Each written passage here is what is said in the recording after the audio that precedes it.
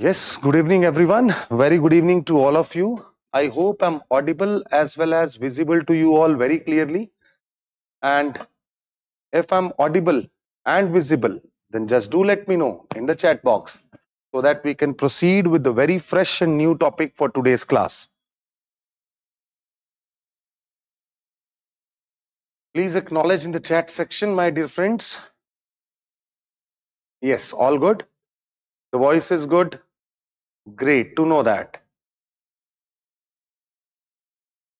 Perfectly fine. Perfectly fine. So, first of all, I have given you some work to do in yesterday's class where it was supposed that you people will be doing one homework as far as one river system is concerned, that is Mahanadi river system. That is Mahanadi river system. Yes, Mahanadi river system. And आप सब लोगों ने animation के through अगर river समझाएंगे बेटा तो 1 साल का कोर्स आप सिर्फ ज्योग्राफी का खरीद लें. डेफिनेटली.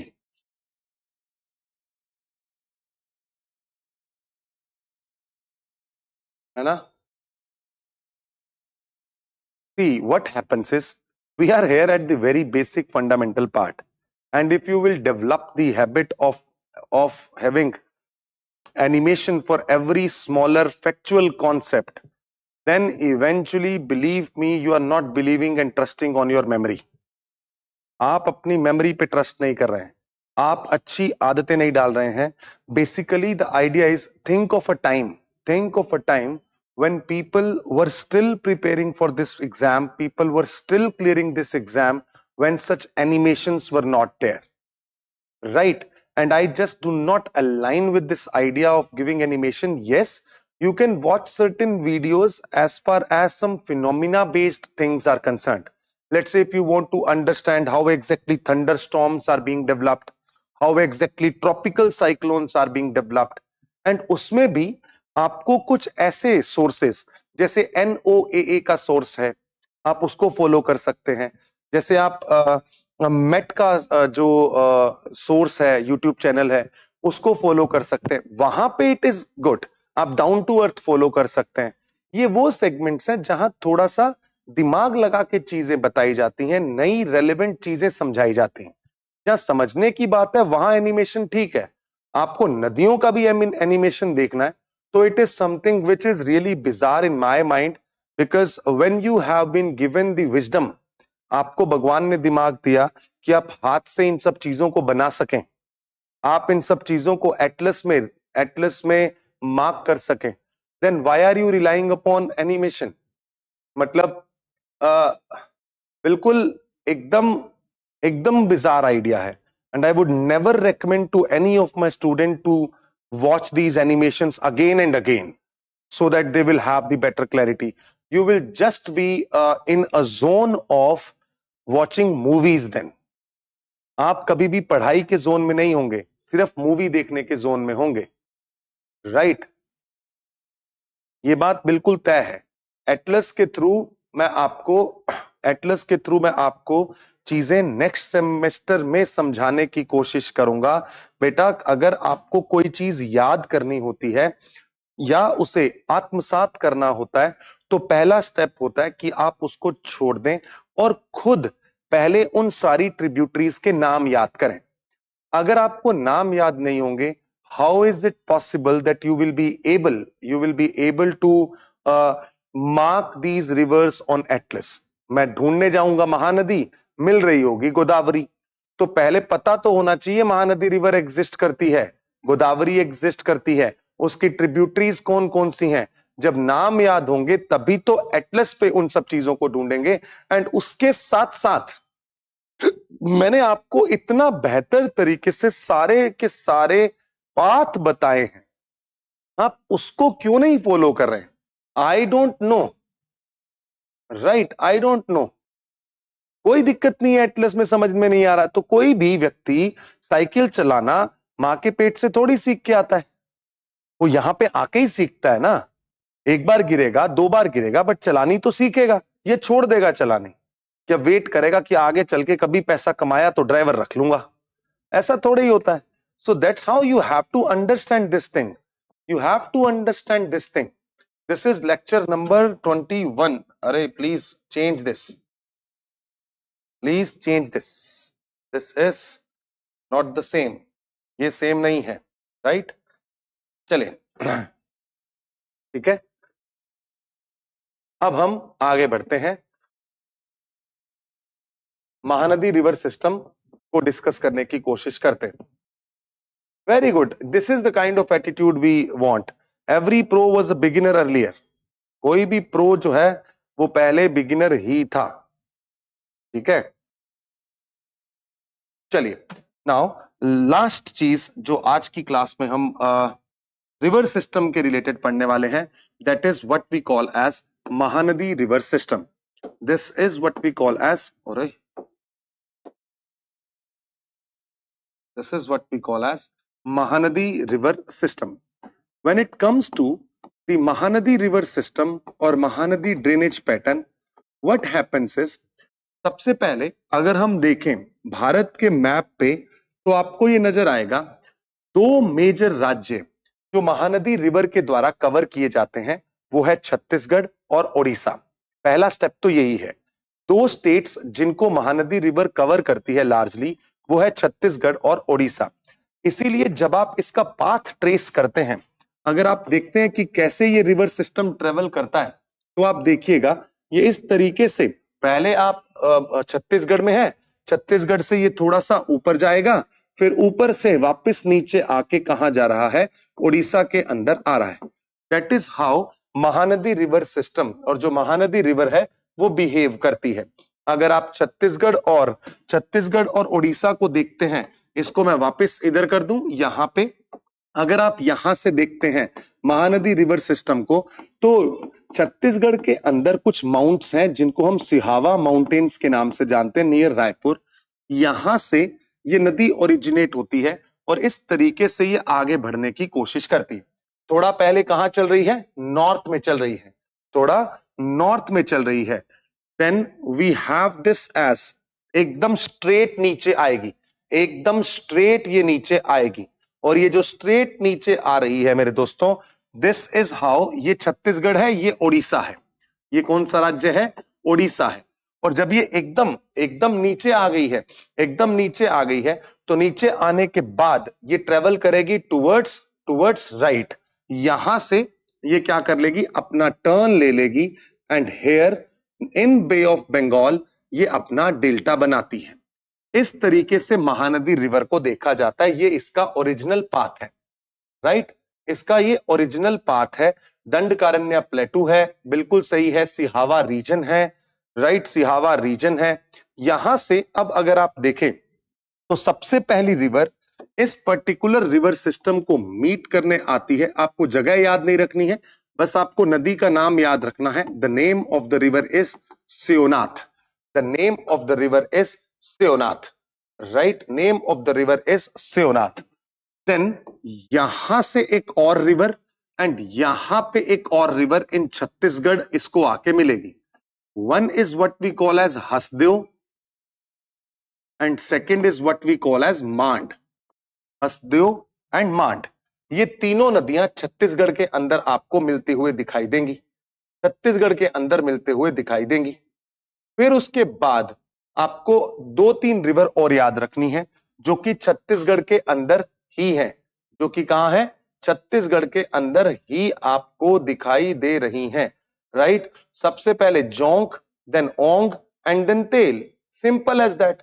जोंक, ओंग एंड तेल यहां पे आपको मिलेगी. First of all we have Jonk river. फटाफट अगर आपने एटलस देखा होगा तो आपको मालूम होगा.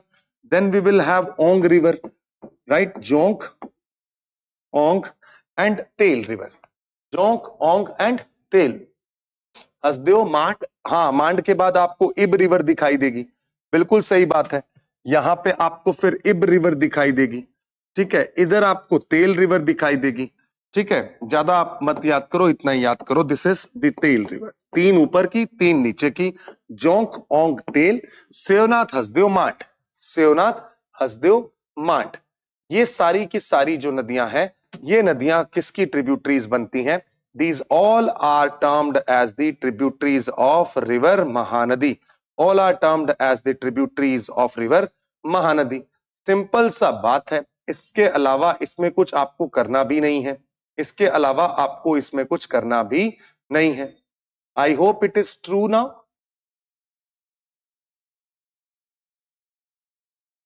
राइट, बिल्कुल. यहां पे अगर इसको थोड़ा सा और अच्छे से डिटेल में देखेंगे ना, तब आपको ऐसा लगेगा कि जो जोंक है ना, this is meeting very close to Seonath. This is meeting very close to Seonath. और जो ओंग रिवर है ना, this Ong river is also travelling in this manner and meeting with Tel. इस तरीके से आप याद रख लो. These are the tributaries of river Mahanadi. Mahanadi के ऊपर एक डैम बनाया गया है. The dam here is Hirakud dam. बिल्कुल सही बात है, हीराकुंड डैम है, हीराकुंड डैम है, बिल्कुल बिल्कुल. और यहां पे आपको, ये तो मैंने कल भी बता दिया था, ये वाला रीजन सबसे इंपॉर्टेंट है. This is very near to lake, near to lake Chilika. Near to lake Chilika बोला है, near to lake Chilika, near to one national park here, near to one national park here, that is Bhitarkanika, that is भीतर कनिका, भीतर Kanika national park. Right. चलिए, संबलपुर, बिल्कुल बिल्कुल, aluminium के लिए famous है ये जगह. राइट, एल्यूमिनियम के लिए फेमस है ये जगह, एल्यूमिनियम के लिए फेमस है ये जगह.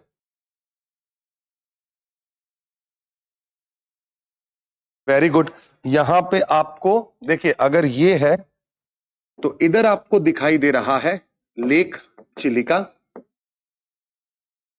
एंड इधर आपको दिखाई देगा गहिर माथा, इधर आपको दिखाई देगा गहिर माथा वाइल्ड लाइफ सेंचुरी.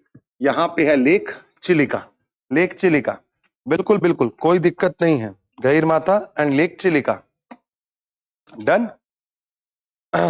चलिए, उड़ीसा और छत्तीसगढ़ में से कोई भी मैप आप देख लीजिए, हो जाएगा. अगर मैं इसको थोड़ा सा और डिटेल में जाऊं ना, तो आपको कुछ और नदियां समझ में आनी चाहिए जो कि रीजनल सी रिवर है, बट आपको फिर भी बता देता हूं. एक सीक्वेंस आपको याद रहेगा, एक सीक्वेंस आपको याद रहेगा. Let's say this is Chhattisgarh Sihawa.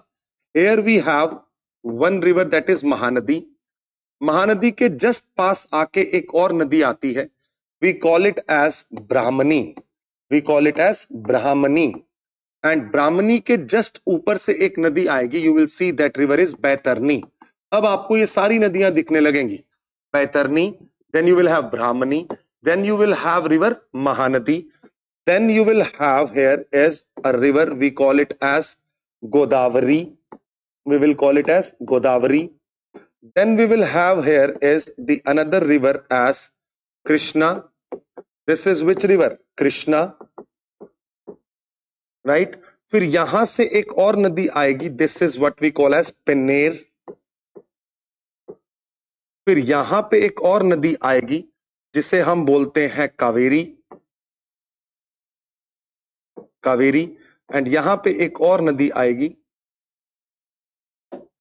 यहां पे एक और नदी आएगी जिसे हम बोलते हैं, this is what we call as Kaveri. And here we have another river, we call it as Vaigai.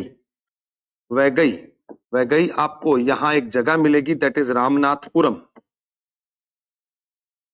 Ramanathapuram. यहां पे आपको वैगई दिखाई देगी. This is the place we call as Ramanathapuram.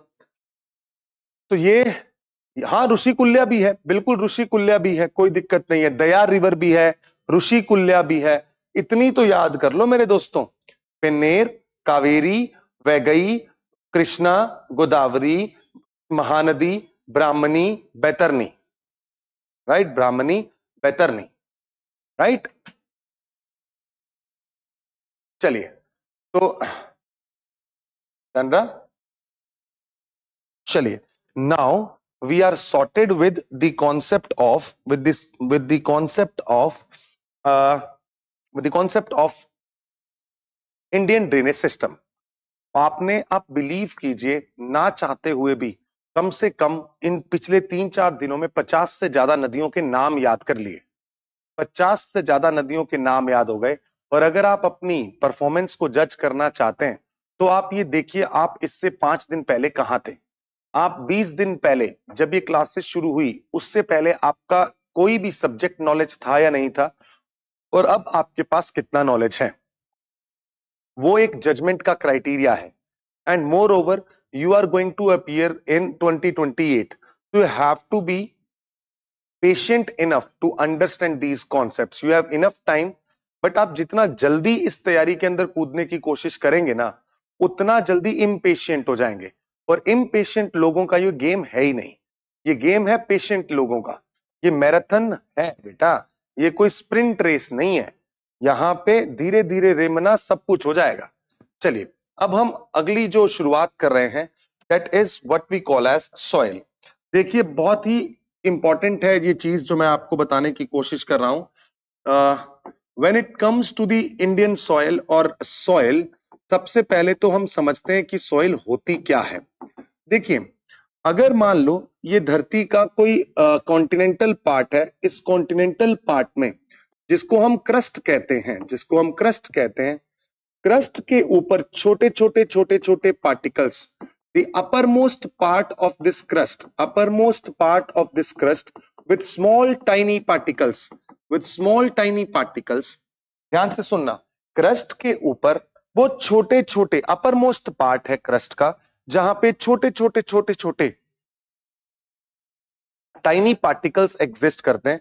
And ये जो छोटे छोटे पार्टिकल्स हैं, इन पार्टिकल्स के अंदर क्या होता है, इन पार्टिकल्स के अंदर क्या होता है, इन पार्टिकल्स के अंदर होता है कुछ न्यूट्रिएंट्स। इनके अंदर क्या होते हैं, न्यूट्रिएंट्स। और ये न्यूट्रिएंट्स किसके लिए रिस्पॉन्सिबल होते हैं, ये न्यूट्रिएंट्स इस पर्टिकुलर रीजन के अंदर प्लांट की ग्रोथ के लिए रिस्पॉन्सिबल हैं, responsible for plants growth, responsible for plants growth. So what happens is, soil क्या है, soil is the uppermost part of the earth's crust, which contains tiny particles along with some nutrients, and these nutrients are responsible for the growth of a plant. We call it as soil. Right, soil एक नया chapter है बेटा जो शुरुआत हुई है जिसकी, अगर आप सोच सके मतलब तो ज्यादा बेहतर होगा। Right, so soil is the top layer of earth's crust. Soil is the top layer of Earth's crust, which act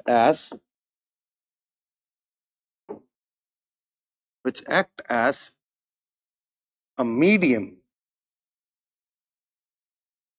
for plants growth because it contains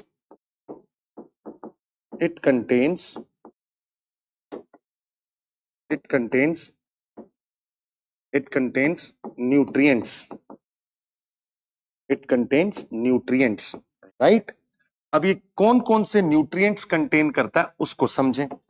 ये न्यूट्रिएंट कौन से होते हैं, सबसे पहला, इन न्यूट्रिएंट्स को दो भागों में बांटा जाता है sir, organic as well as inorganic, organic as well as inorganic.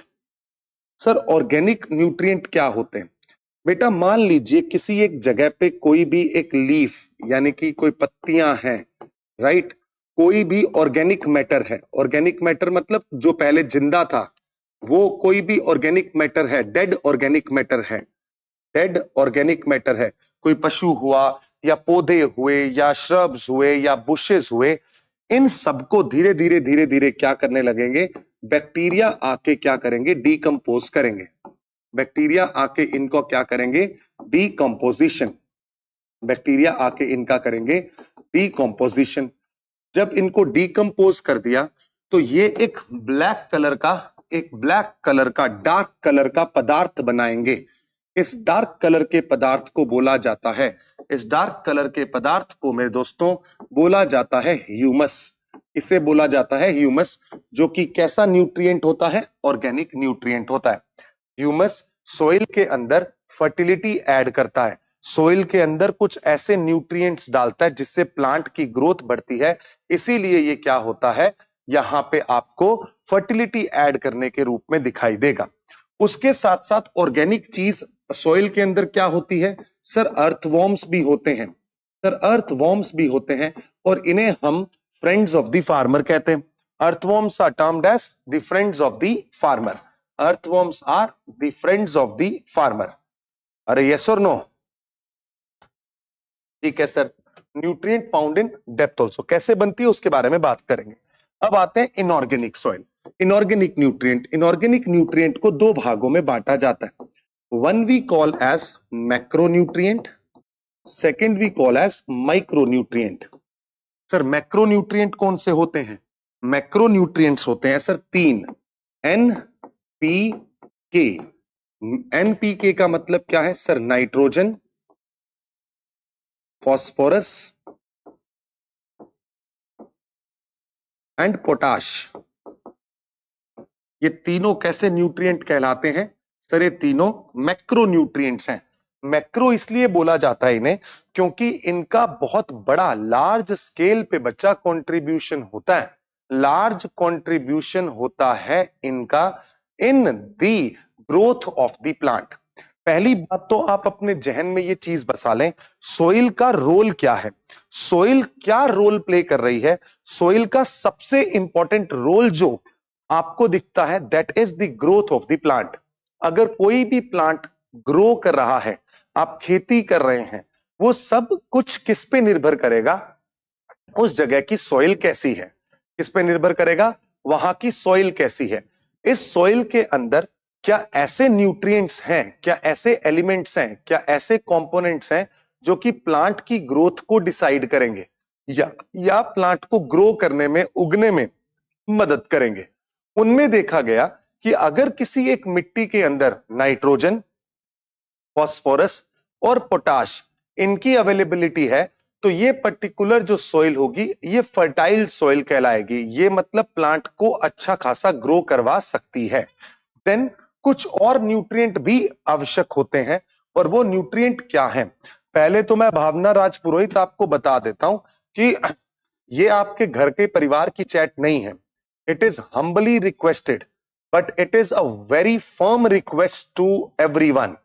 If you are going to write anything rubbish here, Nikita, Bhavna, I am specifically telling you both. The another comment of yours in this chat box will be costing you a lot. Please make sure this. Then that comment will cost you a lot. Will cost you a lot, and it is not just with these two people. It is for everyone now. It is for everyone. Right? Humble and a very firm and a strong request.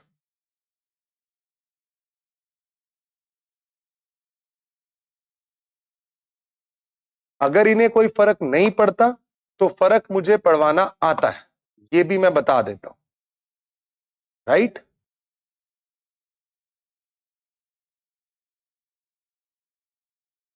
So please make sure the moment they will say anything rubbish in the chat box, it is requested then to everyone who is sitting in the class, and seriously preparing for this exam, they will please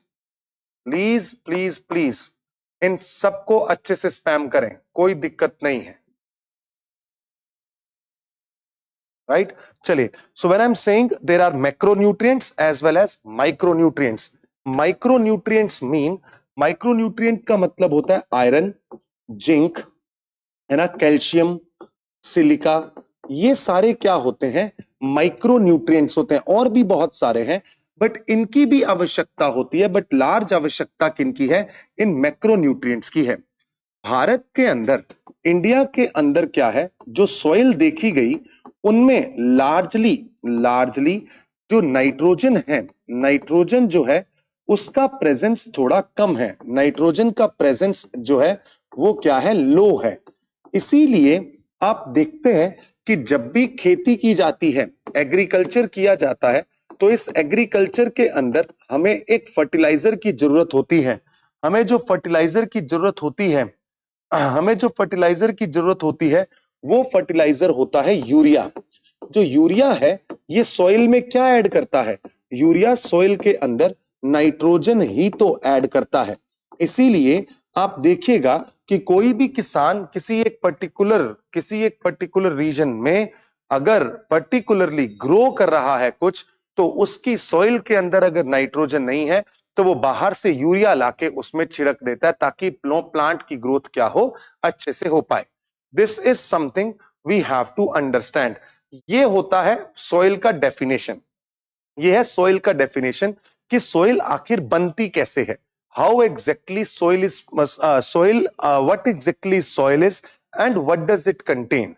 fair enough. अब इसके साथ साथ हमें यह भी समझना है कि सॉइल का फॉर्मेशन होता कैसे है, सॉइल का फॉर्मेशन कैसे होता है।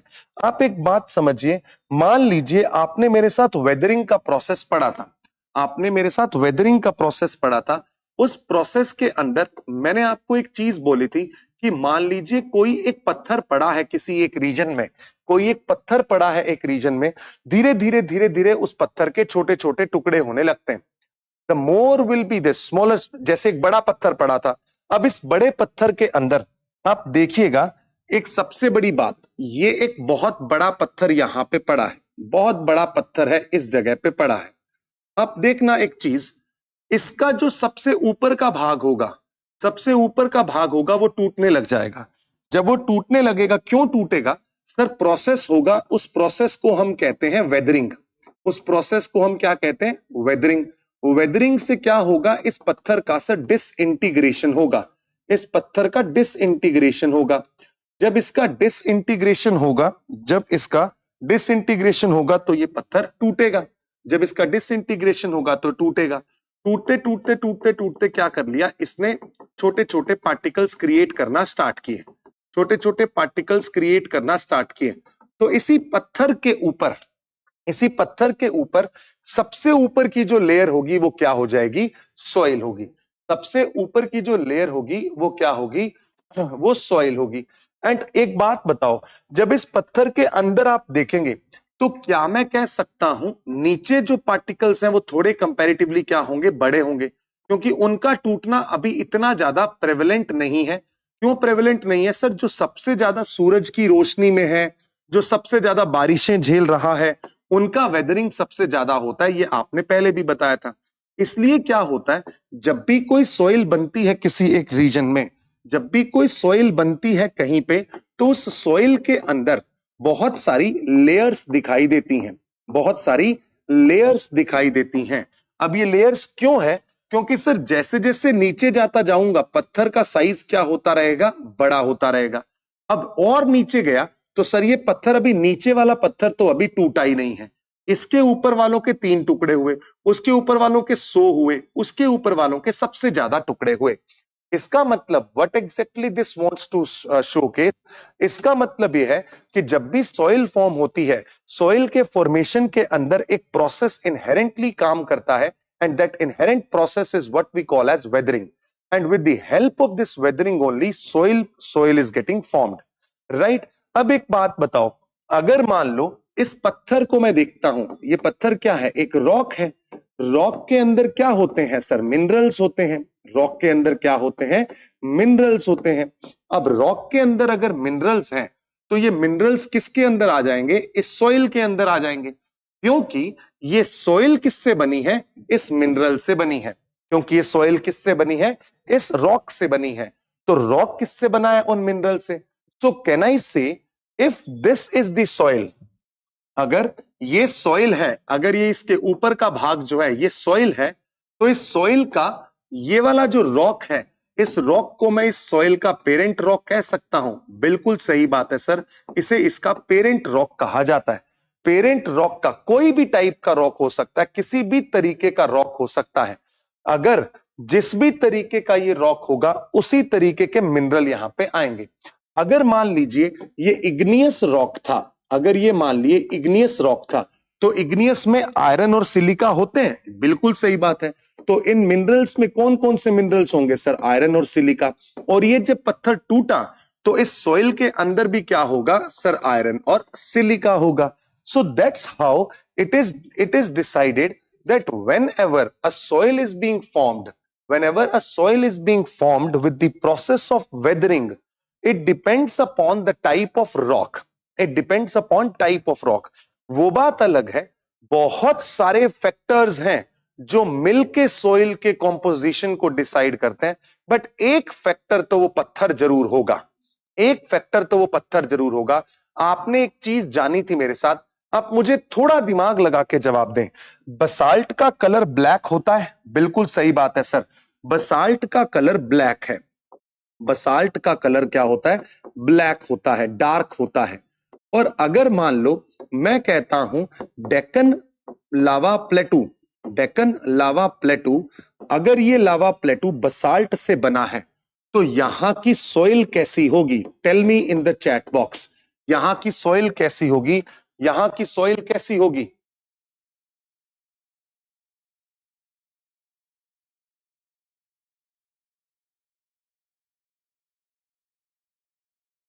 Very good, it would be black soil, it would be black soil. Perfectly fine. जान रहा? सो यानी कि यहां की जो सॉइल बनी, this is what we call as black soil. So अब मैं एक चीज लिख रहा हूं जो आप मेरे साथ समझेंगे। दी parent rock, parent rock of a soil, generally, मैंने एक वर्ड यूज किया है जनरली, क्योंकि this is not always, not always, right? Not always मैं हटा देता हूं, बस generally determines the colour and chemical composition of the soil, and chemical composition of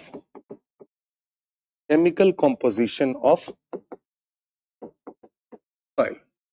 भाई जो पेरेंट रॉक होती है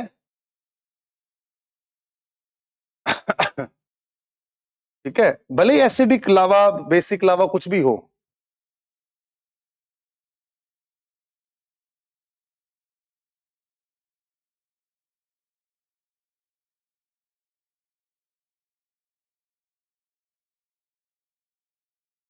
राइट? कैसा भी लावा हो, ठीक है वरीदी, मैं आपका जवाब दे देता हूं। नहीं, उसका अलग अलग नाम है।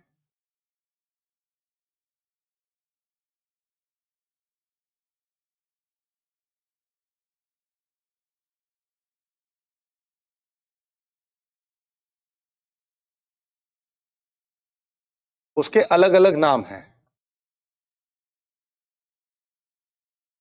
राइट? कैसे पता चलेगा कि कौन सी सॉइल है? ठीक है, I will see to it, कोई दिक्कत नहीं है, डन रहा। चलिए, डन रहा।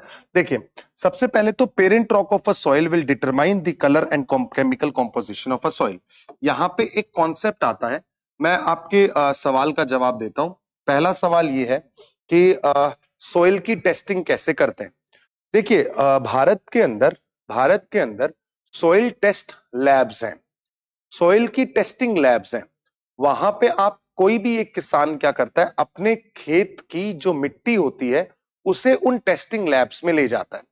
वहां टेस्टिंग लैब में बहुत सारे इक्विपमेंट्स होते हैं जिनकी मदद से वो उनके पैरामीटर्स, क्या उस सॉइल की इलेक्ट्रिकल कंडक्टिविटी है, वाटर को कितना रिटेन कर सकती है, पार्टिकल का डायामीटर कितना है, नाइट्रोजन कितना है, ऐसे 12 पैरामीटर वो चेक करती हैं। और फिर एक हेल्थ कार्ड, सॉइल का हेल्थ कार्ड उन्हें प्रोवाइड कर देते हैं। ये 2 साल में एक बार बहुत सारी सॉइल टेस्टिंग लैब्स भारत में है, वहां एक किसान जा सकता है और उस हेल्थ कार्ड को बनवा सकता है। ठीक है, ये है। दूसरा, अगर हम बात करें इस सॉइल के अंदर, अगर हम बात करें इस सॉइल के अंदर, you will realize that these soils are, ये जो सॉइल है, ये सॉइल जो है ये अपनी सारी कैरेक्टरिस्टिक किससे एक्वायर कर रही है? पेरेंट रॉक से। अगर रॉक के अंदर कलर डार्क है, अगर रॉक डार्क कलर की है, तो सॉइल का कलर भी डार्क होने की संभावनाएं ज्यादा होती हैं, इस तरीके से।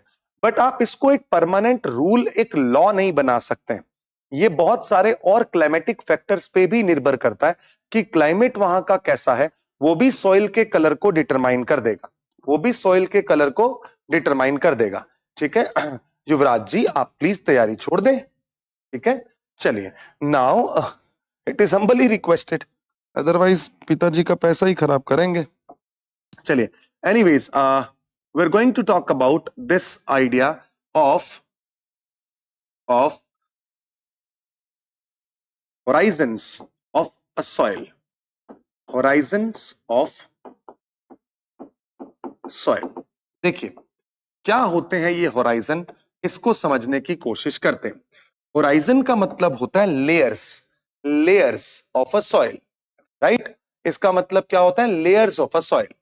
ठीक है, लेयर्स ऑफ अ सॉइल। अब लेयर्स ऑफ अ सॉइल का मतलब क्या है? लेयर्स ऑफ अ सॉइल का मतलब है, जैसे कि आपने देखा कि ये मैं एक क्लासिफिकेशन कर रहा हूं, ध्यान से समझिएगा। This is the upper most part of the soil, ये जो सॉइल का सबसे ऊपर का हिस्सा है, this is the upper most part of the soil. ठीक है, ये मिट्टी है, बिल्कुल एकदम upper most part of the soil. ठीक है, कभी कभी आपने देखा होगा मिट्टी के ऊपर अगर वहां पेड़ है तो पेड़ों की कुछ पत्तियां जो है वहां पे गिरी होती हैं, और वो जो पेड़ों की पत्तियां हैं वो मिट्टी को कवर कर लेती हैं। यानी कि ऐसा हुआ, यहाँ पे क्या हुआ, ये पेड़ थे, इस पेड़ की कुछ पत्तियां हैं, कुछ यहाँ पे छोटे छोटे जानवर हैं, ये फिर पेड़ों की पत्तियां हैं, ये ऊपर गिरी हुई हैं इसके, इस सॉइल के ऊपर, राइट, इस सॉइल के ऊपर। तो सबसे पहली जो लेयर होती है ना सॉइल की, जो पहली लेयर होती है सॉइल की, उसे बोला जाता है ओ लेयर, राइट। ओ लेयर इसलिए कहते हैं इसको क्योंकि ये ऑर्गेनिक लेयर है, ये ऑर्गेनिक लेयर है। ऑर्गेनिक लेयर का मतलब इसके अंदर कैसा मैटर है? सर ऑर्गेनिक मैटर है, मतलब पत्तियां हैं, लीफ है, उसके साथ साथ जो छोटे छोटे ऑर्गेनिजम्स हैं वो सारे यहाँ पे, सारे यहाँ पे यहाँ पे प्रेजेंट है। ठीक है, सो ओ लेयर इज देयर, जिसको हम ऑर्गेनिक लेयर के नाम से जानते हैं, उसको हम ऑर्गेनिक लेयर के नाम से जानते हैं। नाउ सेकंड थिंग इज, ये जो ऑर्गेनिक लेयर है ना बच्चा, इस ऑर्गेनिक लेयर में जो ये ऑर्गेनिक मैटर होता है, ऑर्गेनिक मैटर होता है, ऑर्गेनिक मैटर होता है, ये अनडीकंपोज्ड होता है। मतलब यहाँ पे अनडीकंपोज्ड है, ह्यूमस नहीं है। अगर ये डीकंपोज हो जाता तो क्या बन जाता? ह्यूमस बन जाता। ये अनडीकंपोज्ड है, अनडीकंपोज्ड है, कहीं पे लिखा मिलेगा पार्शियली डीकंपोज्ड है, यानी कि ह्यूमस नहीं बना है। इसके बाद की जो लेयर है, this is what we call as, this is what we call as A layer. इसे हम किस नाम से जानते हैं? ए लेयर के नाम से जानते हैं। ए लेयर जो होती है इसे हम टॉप सॉइल कहते हैं। मतलब कोई भी सॉइल, उसकी फर्टिलिटी, उसके सारे न्यूट्रिएंट, उसकी फर्टिलिटी, उसके सारे न्यूट्रिएंट्स जो हैं वो कहां पे हमें दिखाई देते हैं? वो सारे के सारे हमें दिखाई देते हैं ए लेयर के अंदर, राइट। ए लेयर के अंदर हमें ये सारे दिखाई देते हैं। All nutrients are, all nutrients are well mixed, are well mixed, right. अगर कोई बोलता है ना कि सॉइल खराब हो गई, तो वो कौन सा रीजन खराब होता है मेरे दोस्तों? वो ये वाला रीजन खराब होता है जिसको आप किस नाम से जानते हैं? ए लेयर के नाम से जानते हैं, जिसको आप ए लेयर के नाम से जानते हैं। So this is the a layer. अब क्या हुआ, ध्यान से समझना। ए लेयर थी, ए लेयर में सारे न्यूट्रिएंट, यहां पे जितने भी आपको मिनरल्स दिखाई देते हैं, मिनरल्स जो हैं वो सारे क्या है? आर वेल मिक्स्ड हैं। Minerals are well mixed, minerals are well mixed here. ये सारे मिनरल्स जो हैं ये आपको वेल मिक्स्ड इस लेयर के अंदर दिखाई देंगे, ठीक है। और अगर ह्यूमस है तो वो भी क्या है, ह्यूमस है वो भी क्या है, जो ह्यूमस है वो भी क्या है, थोड़ा सा फर्टाइल है, वो भी वेल मिक्स्ड है, उसके न्यूट्रिएंट भी मिक्स्ड है, ठीक है, उसके न्यूट्रिएंट्स भी मिक्स्ड है, ठीक है। चलिए नाउ मूविंग अहेड, थोड़ा सा आगे बात करें और आपको एक चीज बताता हूं। मान लीजिए ये जो सॉइल है ये ऐसे रीजन में है जहां पे क्या होने लगी, रेनफॉल होने लगी, बारिश होने लगी। बारिश होने के कारण क्या होगा, बारिश होने के कारण क्या होगा, ये जो मिनरल्स यहां पे होंगे, ये मिनरल्स क्या करने लगेंगे, नीचे की ओर जाने लगेंगे। ये मिनरल्स जो होंगे, इसको ऐसे कर देता हूं, थोड़ा सा बड़ा कर देता हूं इस पूरी की पूरी स्लाइड को, ये लीजिए। ये जो मिनरल्स यहां पे थे, these were the minerals which were present है। अब ये मिनरल्स सारे बारिश के कारण कहां जाने लगेंगे, सर ये सारे मिनरल्स नीचे की ओर जाने लगेंगे। और अगर ये मिनरल्स नीचे की ओर जाने लगेंगे, यानी कि ए लेयर थी, ये पूरी लेयर क्या थी, ए लेयर थी। बहुत गौर से सुनना, दोबारा रिपीट नहीं करूंगा। The entire layer is a layer, but इस पूरी लेयर में से एक पार्ट ऐसा बन गया जहां से आपको मिनरल बाहर जाते हुए दिखाई दे रहे हैं, जहां से आपको मिनरल बाहर मतलब नीचे की ओर, नीचे की लेयर्स में जाते हुए दिखाई दे रहे हैं। यहां से मिनरल्स नीचे की ओर जाते हुए दिखाई दे रहे हैं।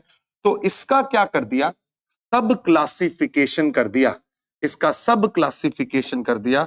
और मिनरल यहां से क्या कर रहे हैं, एग्जिट। तो इसलिए इसको ई लेयर के नाम से जाना गया। क्या कर रहे हैं, मिनरल्स एग्जिट कर रहे हैं, इसीलिए इसको किस नाम से जाना गया, ई लेयर के नाम से जाना गया। उसके बाद की जो लेयर है मेरे प्यारे बच्चे, ये जो लेयर है, दिस इज जहां पे मिनरल, अब क्या हुआ, मिनरल ऊपर से नीचे आ रहे हैं।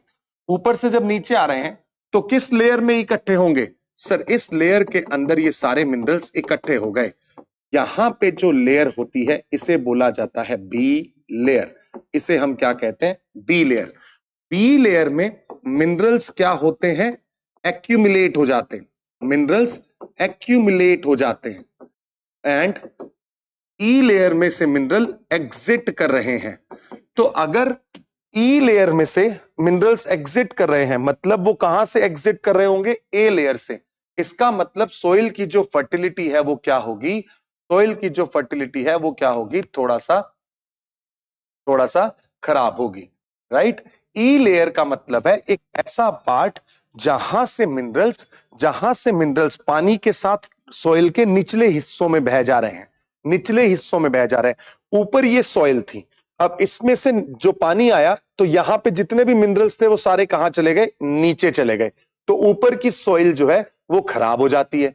ये भी एक प्रोसेस है जिसकी वजह से सॉइल को डिसाइड किया जाता है कि वो किस तरीके की सॉइल होगी। जी ठीक है। चलिए मिनरल्स एक्यूमुलेट हो गए, B layer. Then we have here is the another layer, जिसे बोला जाता है, यहां पे अब बड़े बड़े पत्थर होंगे, राइट, यहां पे अब बड़े बड़े पत्थर होंगे, इसे बोला जाता है सी लेयर। और ये जो सबसे नीचे की लेयर है इसे बोलते हैं हम, ये जो है ये जो है ये जो है ये बेड रॉक है। मतलब ये पत्थर था बहुत बड़ा, इस पत्थर का सबसे ऊपर का भाग जो है वो तो ए लेयर हो गया, उससे नीचे थोड़े बड़े पत्थर हैं, उससे नीचे थोड़े और बड़े पत्थर हैं, उससे नीचे और बड़े हैं, और सबसे नीचे क्या है, बेड रॉक है। सी लेयर को पेरेंट रॉक कहा जाता है। यानी कि ये जो सॉइल बनी है वो कहां से बनी है, इस बेड रॉक से बनी है, right. Minerals are leaching out, बिल्कुल,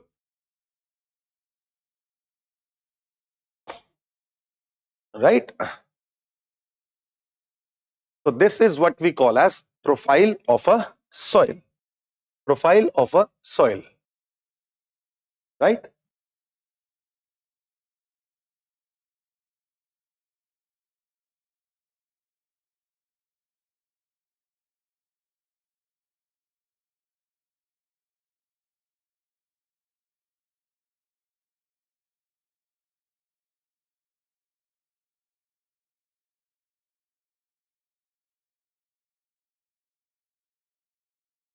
Just wait for a minute, guys.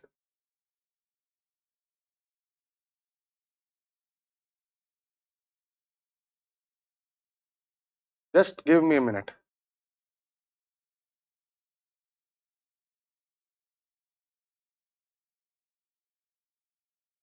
Ashutosh, ये ना चैट के अंदर एक देविश करके बच्चा है ना?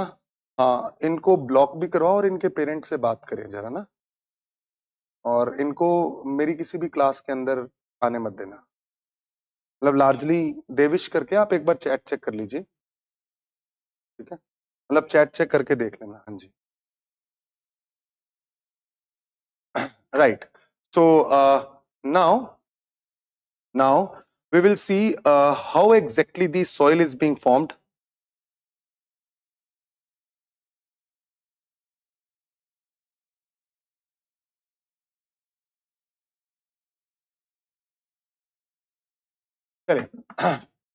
हाँ, वेरी गुड। जिसने भी बोला कि E layer is the part of A layer, हाँ, E layer is the part of A layer, E layer is the part of A layer, no doubt about that, right? So E layer जो है वो part a layer का ही है, but अगर इसमें से mineral ज्यादा बाहर जाने लग जाते हैं तो इससे एक स्पेसिफिक नाम दे दिया जाता है जिसे हम ई लेयर के नाम से जानते हैं। जिसने भी बोला it is clearly right, right?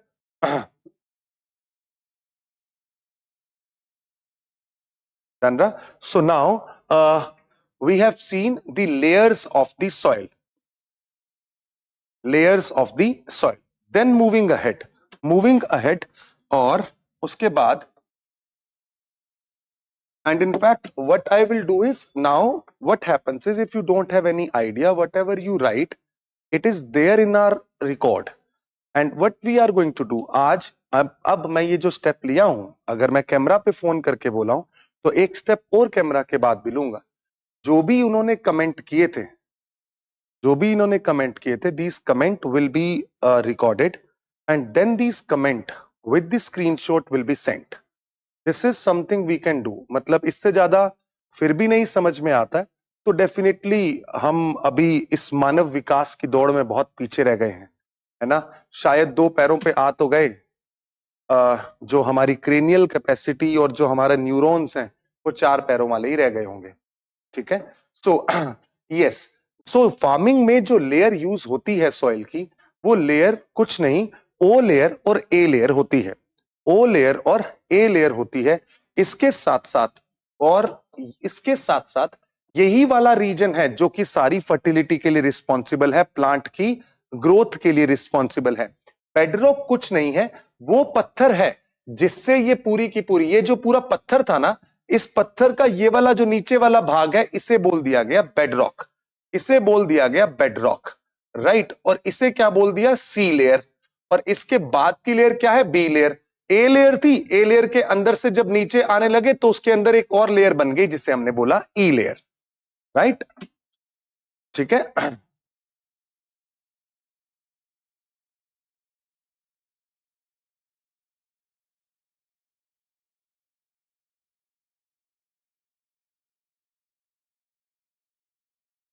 C layer नहीं समझा? सी लेयर और बेडरॉक में कोई खास फर्क नहीं है।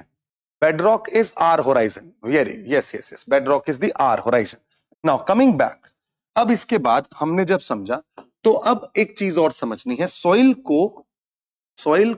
सॉइल फॉर्मेशन प्रोसेसेस क्या हैं।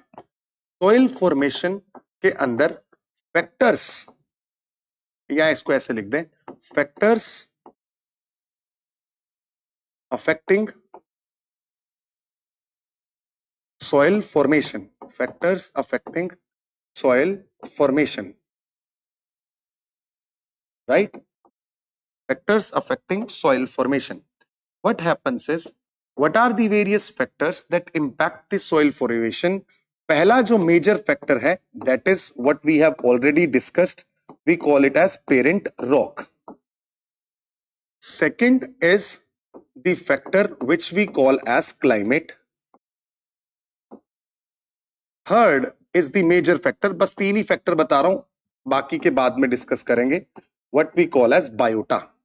देखिएगा, what happens here is, when it comes to these factors,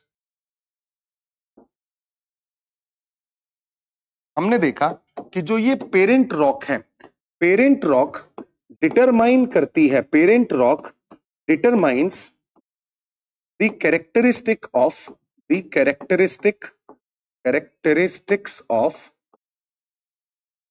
of soil such as chemical composition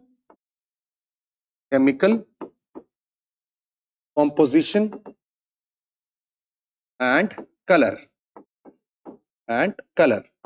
For example, vegetation and time भी होता है, टाइम भी बायोटा के साथ ही लिखेंगे. फॉर एग्जाम्पल अगर हम बात करें, अगर हम बसाल्ट रॉक देखते हैं, अगर हम बसाल्ट रॉक्स देख रहे हैं जो कि भारत के अंदर डेक्कन लावा प्लेटू में है, डेक्कन लावा प्लेटू में है, इन रॉक का जो कलर होगा that would be black.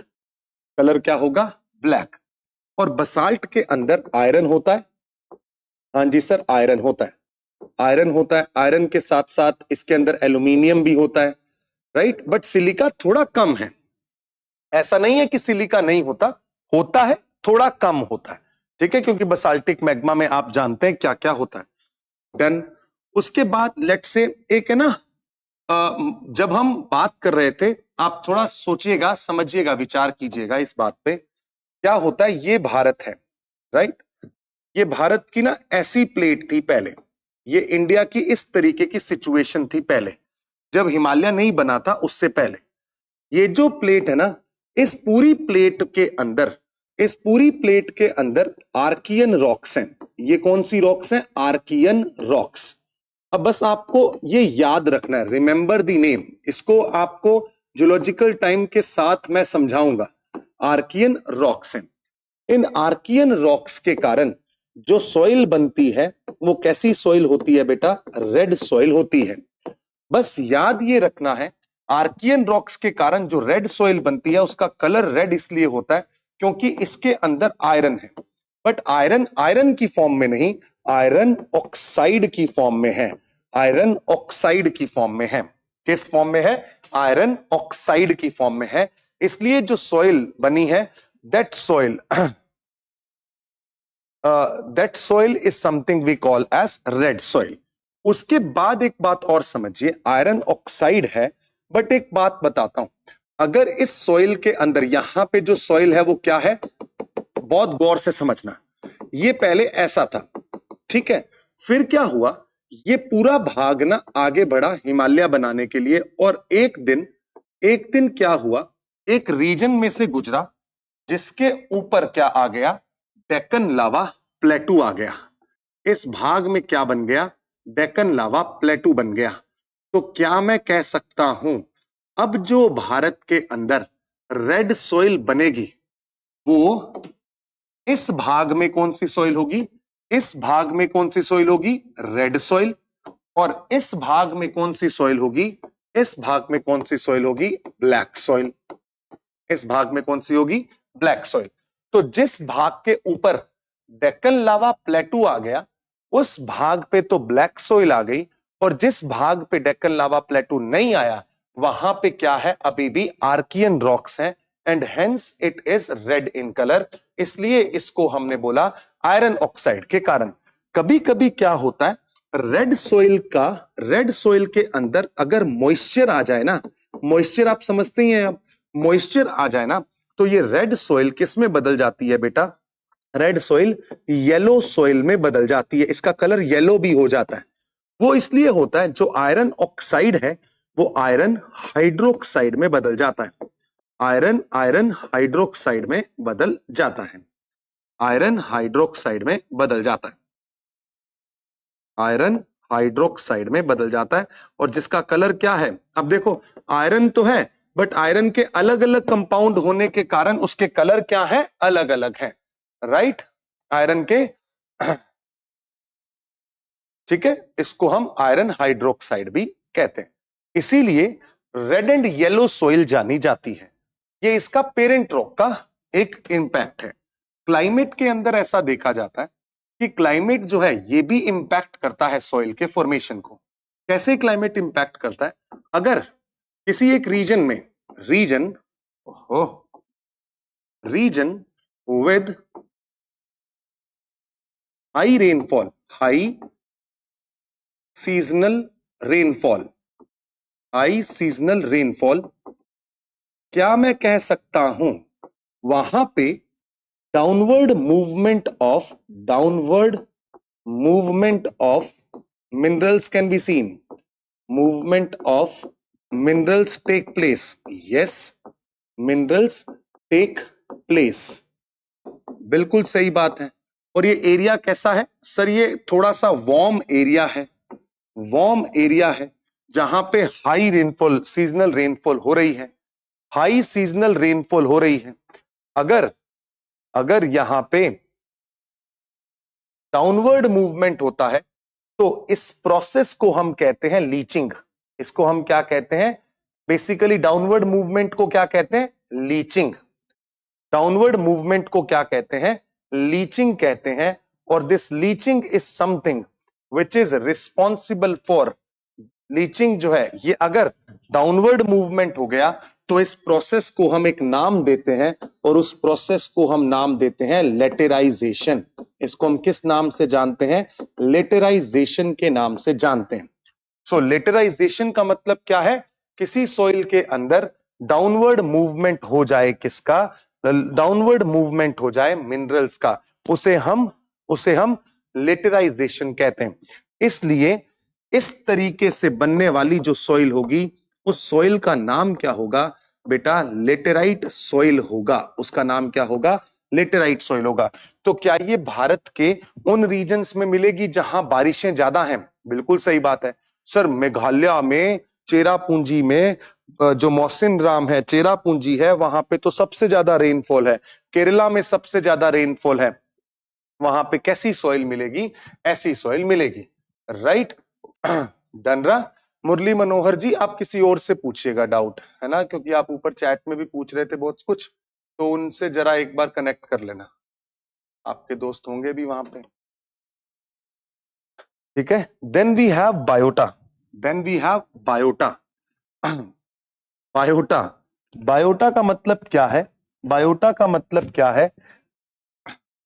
Organic matter, है ना? ऑर्गेनिक मैटर हुआ, या ऑर्गेनिक मैटर हुआ, या इसको हम ह्यूमस कह दें, है ना, या हम यहां पे अर्थ वॉर्म्स कह दें। ये सारे बायोटा भी सॉइल के अंदर उसकी फर्टिलिटी को डिसाइड करते हैं। फर्टिलिटी को क्या करते हैं? डिसाइड करते हैं। सॉइल के अंदर उसकी फर्टिलिटी को क्या करते हैं? डिसाइड करते हैं। समझा?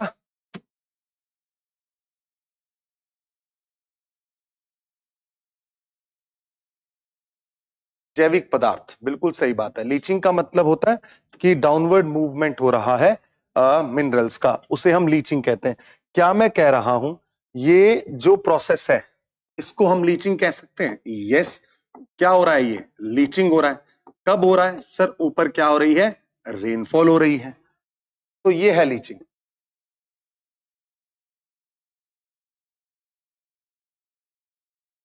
ठीक है। अभी बता रहे हैं सैंड क्या है, सॉइल क्या है।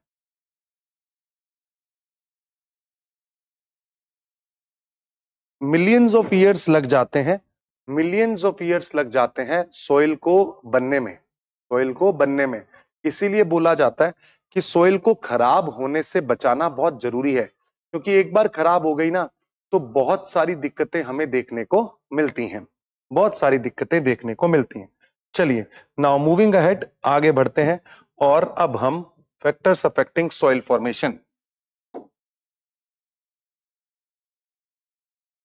के अंदर, इसके बाद हम देखते हैं types of soils, types of soils. पहले हम देख रहे हैं on the basis of, on the basis of particle size. Particle size के बेसिस पे हम देखते हैं, मतलब जो मिट्टी है उसके अंदर पार्टिकल साइज जो है वो बड़ा है या छोटा है, उसके बेसिस पे ये दिखाई देता है। ठीक है, leaching and laterisation the same thing. Leaching results into laterisation. रह गया लिखने को, लिख लिए।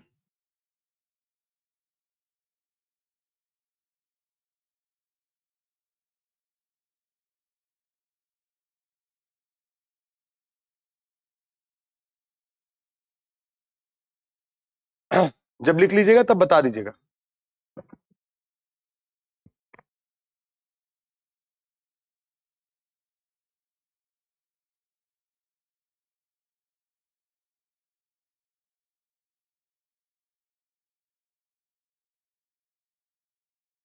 नहीं, उस पर कोई इफेक्ट नहीं पड़ता। हाँ हाँ हाँ, करण एकदम सही बोला आपने। लेटराइट लेटराइट सोइल, कोई दिक्कत।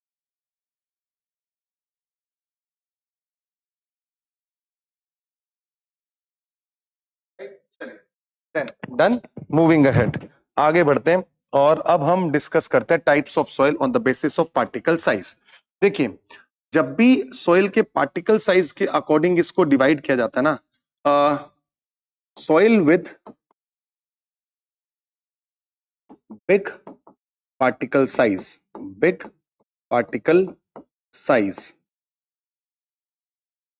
राइट, इसे बोला जाता है सैंड। इसे हम क्या कहते हैं? Sand. Then second and third, soil with very small particle size, smaller particle size, we call it as very smaller particle size, we call it as clay. And mixed proportion, अगर उनका mixed proportion होगा, बड़े size भी हैं और छोटे size के particle भी हैं, तब इसे बोला जाता है लोम। ठीक है, इसे बोलते हैं लोम।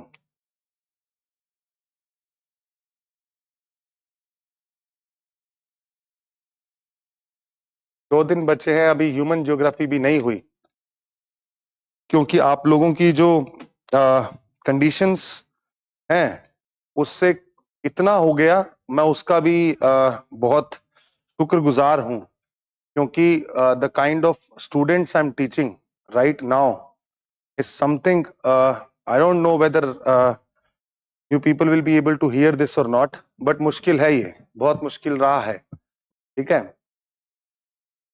तो Sandy soil, clayey soil, loamy soil. ठीक है,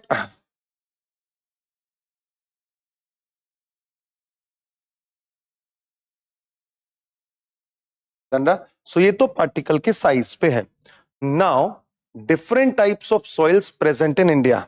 इंडिया के अंदर different soils, different soils of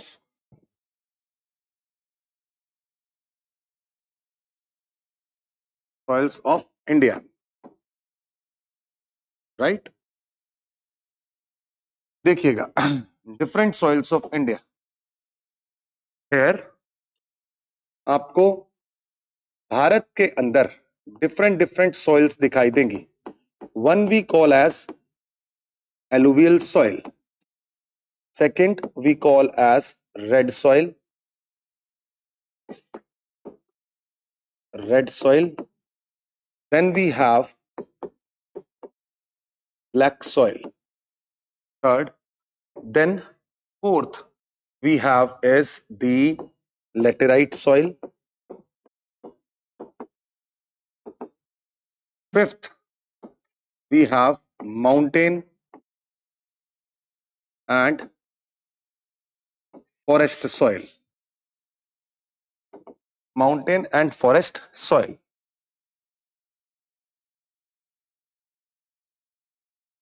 mountain and forest soil. Then mountain and forest soil. Then we have sandy soil. Then we have the kari or peaty soil, या इसे marshy soil भी कहते हैं. Then we have is saline soil. ये large रूप से हमारे भारत के अंदर मिलने वाली सॉइल्स हैं. अब मैं इनका कुछ कुछ कॉम्पोजिशन आपको बता रहा हूं सबको. So please make sure you are going to remember the names of these soils, है ना. और इनका कुछ कुछ भाग जो हम डिस्कस करेंगे लेटर ऑन स्टेज में, मैं पूरा प्रोसेस आपको बताऊंगा, बट अभी हम सॉइल्स ऑफ इंडिया डिस्कस कर रहे हैं. तो इसमें हमें आई एम सॉरी कुछ भाग जो याद रखना है वो मैं आपको बताता हूं. देखिएगा, सबसे पहले हाँ, जो सैंडी सॉइल है इसी को आप एरिड सॉइल भी कह दें. लिख लिया सबने? तो आगे बढ़े.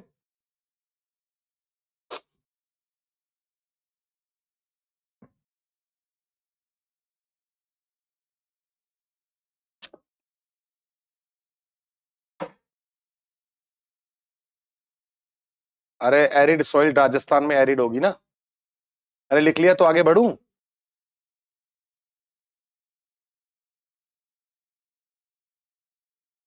ठीक है,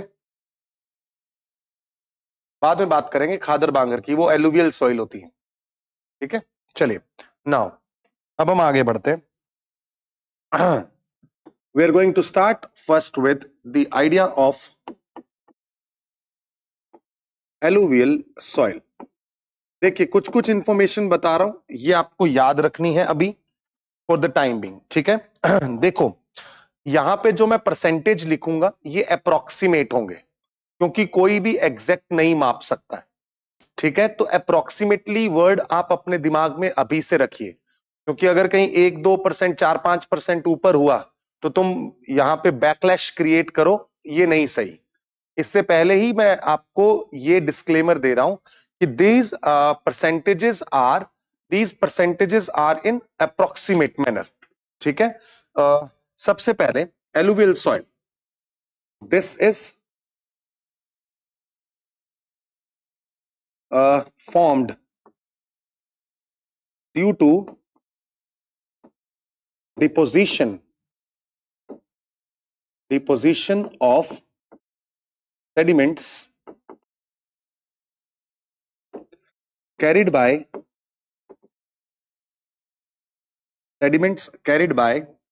rivers. जब भी रिवर बहती है वो अपने साथ, अगर कोई रिवर बह रही है तो वो अपने साथ क्या लेके चल रही है? छोटे छोटे पार्टिकल्स लेके चल रही है. ये जो पार्टिकल्स डिपॉजिट करती चलेगी, ये नदी इस तरीके से बह रही है. जब भी ये पार्टिकल्स डिपॉजिट करती चलेगी, इस तरीके की सॉइल को हम क्या कहते हैं? एलुवियल सॉइल कहते हैं. इसको हम क्या कहते हैं? एलुवियल सॉइल कहते हैं. This covers around 45% of nations. Bharat का जो 45% ज्योग्राफिकल एरिया है, राइट, टोटल सॉइल एरिया है, right, of Nations, total soil area.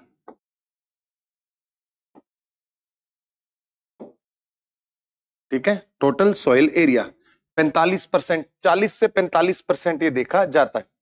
ठीक है, और इनमें जो रिवर्स हैं, ये रिवर्स कौन कौन सी हैं?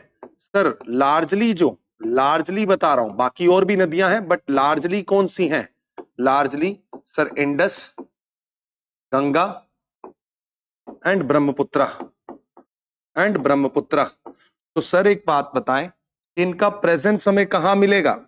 अगर ये भारत है तो यहां पे आप एक चीज देखिए, if you have India here then you will be able to see this entire zone. ये पूरा जोन ऐसा है जहां पे आपको कैसी सॉइल मिलेगी, एलुवियल सॉइल मिलेगी। इस पूरे जोन के अंदर आपको एलुवियल सॉइल मिलेगी, राइट। यहां पे आपको कौन सी सॉइल मिलेगी, एलुवियल सॉइल मिलेगी। दूसरी बात, यहां पे क्यों मिलेगी एलुवियल सॉइल? सर इस रीजन के अंदर गंगा रिवर बह रही है, जो कि इसके सराउंडिंग में सॉइल को क्या करेगी, डिपॉजिट करेगी, और यहां पे आपको एलुवियल सॉइल का प्रेजेंस दिखाई देगा। ठीक है सर। बट सर नदियों के द्वारा ही सेडिमेंट लाए जाते हैं, तो नदियां तो नर्मदा, तापी यहां पे भी बह रही हैं, तो क्या यहां पे भी होगी? गुजरात के अंदर भी होगी। बिल्कुल सही बात है सर, गुजरात के इस भाग के अंदर आपने बताया था पहले इस तरीके से कि यहां पे नर्मदा, तापी, माही, साबरमती ये सारी नदियां बहती हैं, तो क्या यहां पे इस एरिया में भी ये सॉइल मिलेगी? यस। तो हमें यहां पे इस एरिया के अंदर भी इस सॉइल का प्रेजेंस दिखाई देता है। सर यहां पे गोदावरी, कृष्णा, कावेरी ये भी बहती हैं, क्या इनके कारण भी इस रीजन के अंदर कुछ सॉइल मिलेगी? यस। तो this is the area of alluvial soil.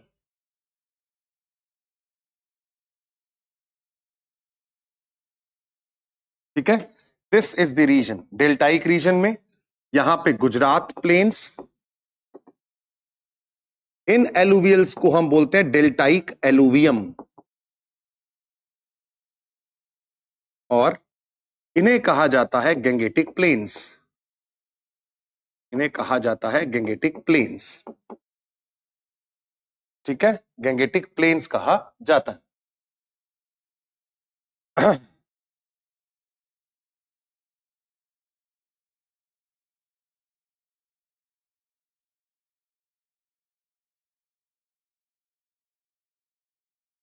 लिख लिया? फटाफट बताओ।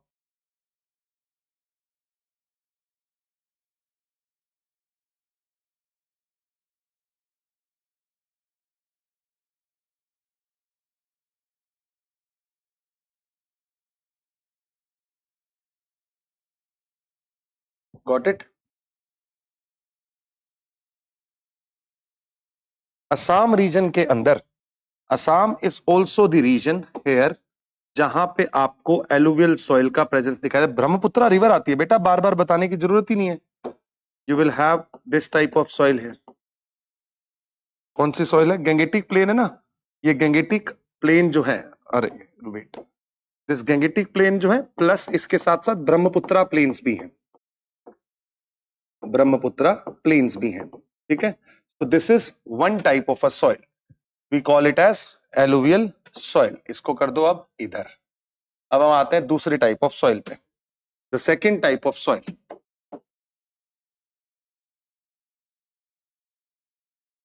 Second type of soil we call it as red soil. हम इसे किस नाम से जानते हैं? रेड सॉइल के नाम से जानते हैं। ठीक है, it is found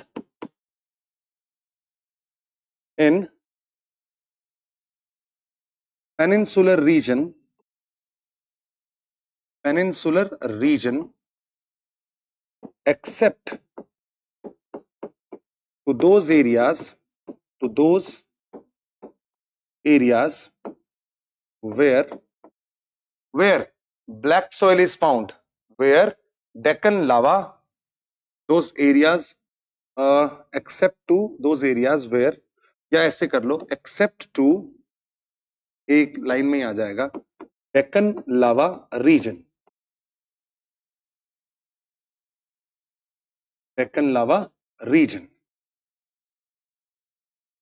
right? It is found in peninsular region except to Deccan lava region. Second point, सबसे इंपॉर्टेंट जो ये है, ये largely जो present है, this covers around लिख रहा हूं 20%, 20% of total soil area, including regions like, अब आपको ये याद रखने हैं, regions लाइक बुंदेलखंड, अगर आप वहां से होंगे तो आपको याद रहेगा. Then we have Telangana, then we have some parts of Chhattisgarh,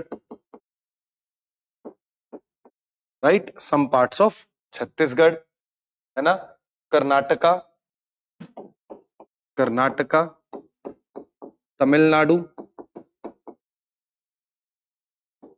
etcetera, Tamil Nadu etcetera. ठीक है, ये इन एरियाज में है. सबसे पहली बात, इसका कलर रेड क्यों है? फटाफट चैट बॉक्स के अंदर लिख दो,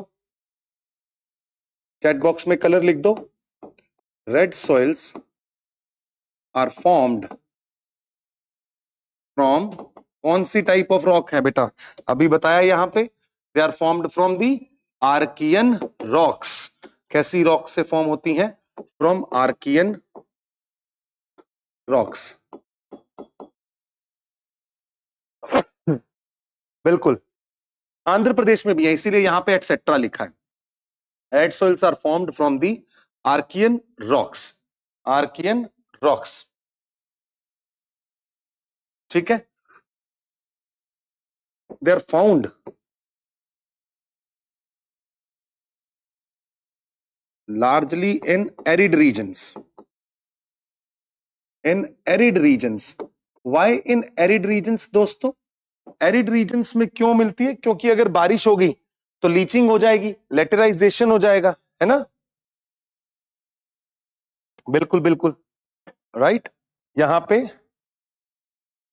red colour is due to iron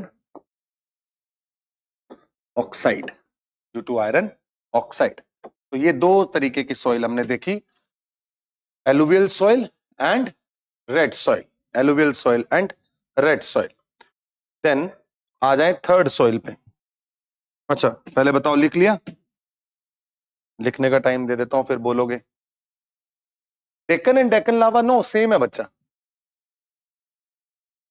Deccan reason में डेक्कन लावा प्लेटू प्रेजेंट है. या रेनफॉल से नहीं होती बेटा, रेनफॉल नहीं, moisture.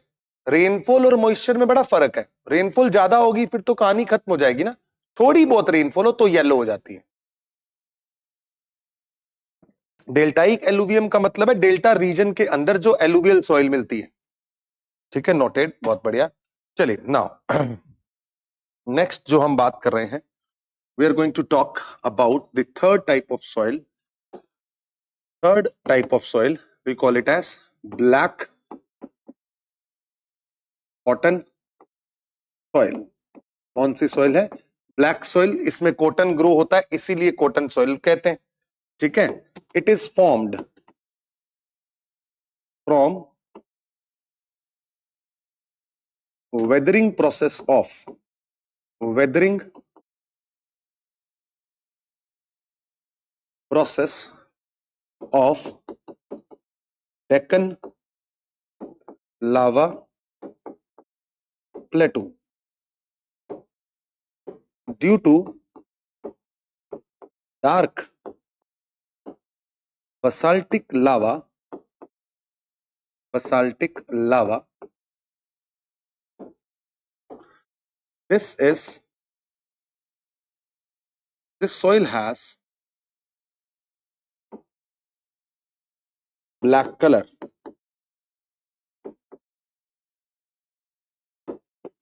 Black soil is clayey in nature. Clayey in nature मतलब पार्टिकल साइज इस सॉइल का कैसा होगा? पार्टिकल साइज कैसा होगा इस सॉइल का? फटाफट बताना. जूट हो सकता है, but jute largely, jute is largely, jute is largely, you can say, grown in alluvial soil.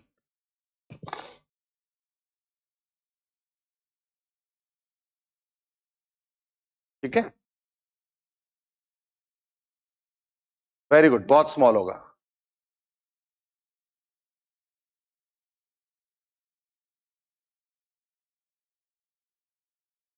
बहुत बढ़िया, बहुत बढ़िया, great.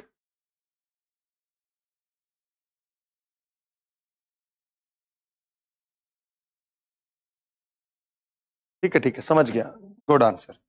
Then it covers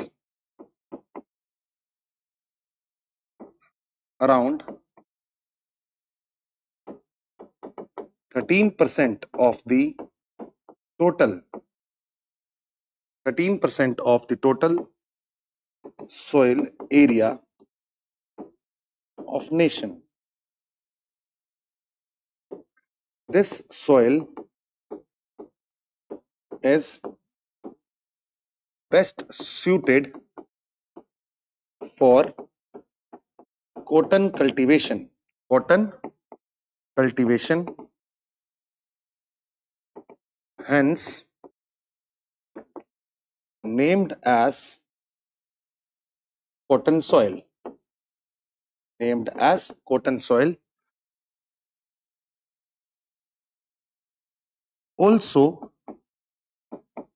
known as regur soil. इसे हम एक और नाम देते हैं, जिसे रेगूर सॉइल का नाम दिया जाता है। रेगूर सॉइल का नाम दिया जाता है।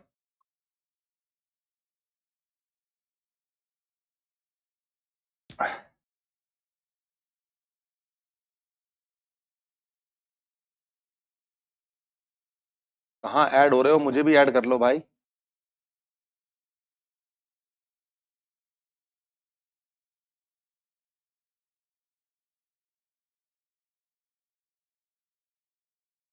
रेगार नहीं है, रेगूर।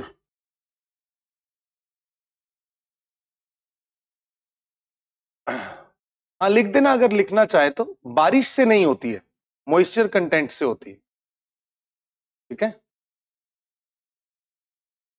लोकल नेम है रेगूर, जैसे आपका नाम अनामिका है। ठीक है, पार्टिकल साइज छोटा है ना, पार्टिकल साइज छोटा है, क्लेई है, इस कारण से इसकी वाटर होल्डिंग कैपेसिटी, मतलब आप पानी डालोगे ना, ये सारी गारा बन जाता है, मिट्टी मडी हो जाती है। Water retention is high, water retention is high, ये एक पॉइंट याद रख लेना, क्लेई के कारण होता है, क्लेई के कारण ऐसा होता है। ठीक है, चलिए इसके बाद आप अगला भाग देखेंगे यहां पे। तो इट कवर्स 4 सोइल करवानी है मुझे, लेटेराइट भी करवानी है, तो चाहे 7-5 हो जाए। It covers the area of Maharashtra, some parts of Gujarat, Madhya Pradesh, Gujarat and Madhya Pradesh के कुछ पार्ट, कर्नाटका, राइट, कर्नाटका के अंदर, कर्नाटका के अंदर, उसके साथ साथ कुछ part of Telangana and Tamil Nadu, Telangana and Tamil Nadu.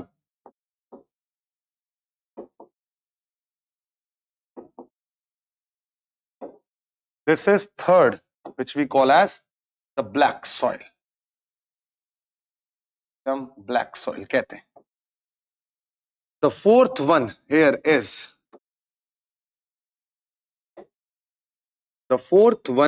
is the laterite soil.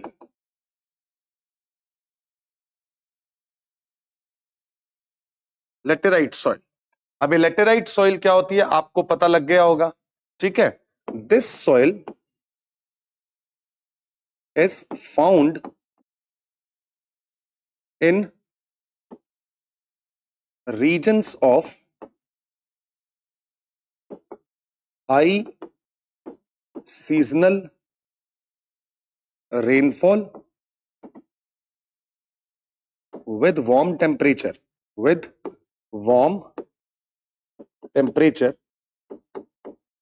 and is associated with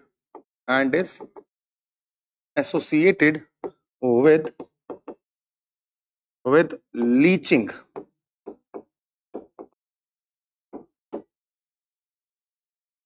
right. तो इस प्रोसेस को क्या कहते हैं? लेटराइजेशन। प्रोसेस को क्या कहते हैं बच्चा? Laterization. This process is termed as laterization. ठीक है। इट अप्रोक्सीमेटली कवर्स, अब थोड़ा इसको ऊपर कर देते हैं, it approximately covers 4% of total soil area, 4% total soil area है। बिल्कुल सही बात है।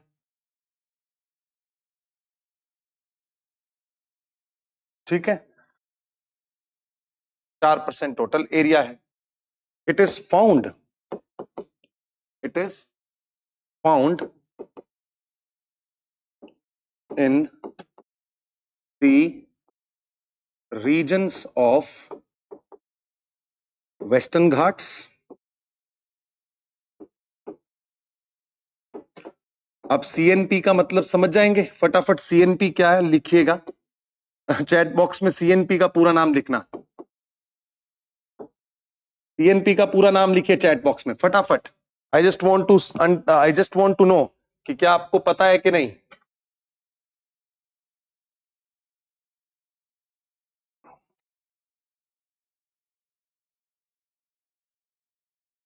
हाँ, मालाबार कोस्ट, बिल्कुल सही बात है, साउथ वेस्ट मानसून के कारण।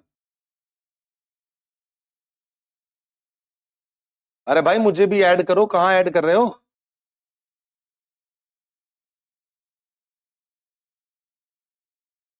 ठीक है, मेघालय के अंदर आपको मिलेगी ये,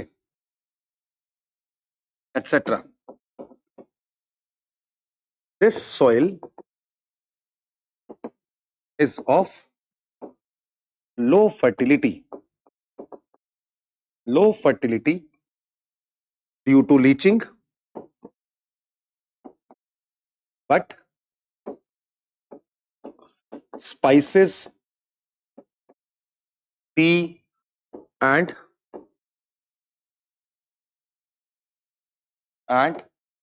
some other crops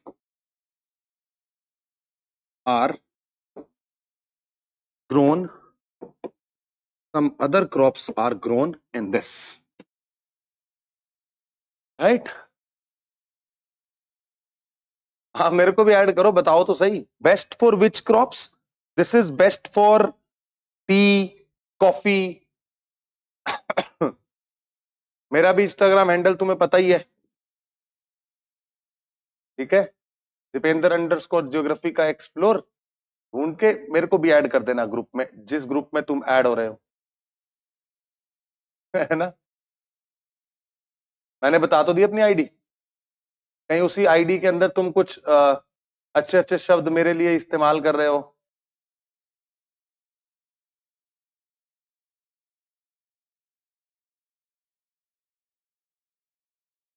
मणिपुर के अंदर माउंटेनियस सॉइल है, माउंटेन है ना मणिपुर के अंदर, हिल्स हैं, तो माउंटेन सॉइल होगी।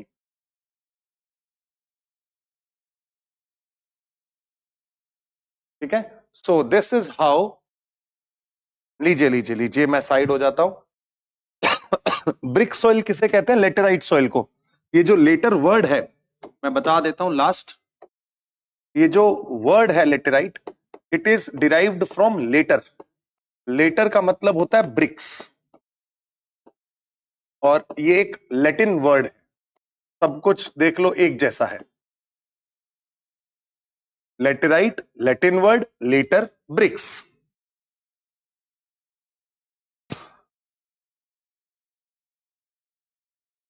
राइट, तो please note it down. Those who have written it, noted it, they can leave and join the other class.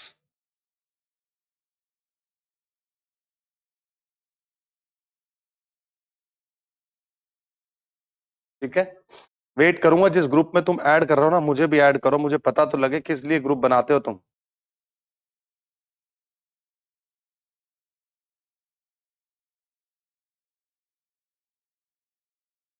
चलिए, I hope it is clear with everyone.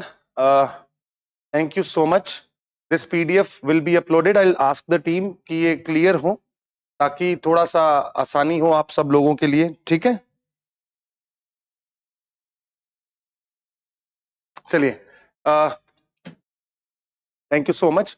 C you tomorrow. कल soil खत्म करके human geography की शुरुआत करेंगे. ठीक है, bye bye guys. Will see you tomorrow. Good night.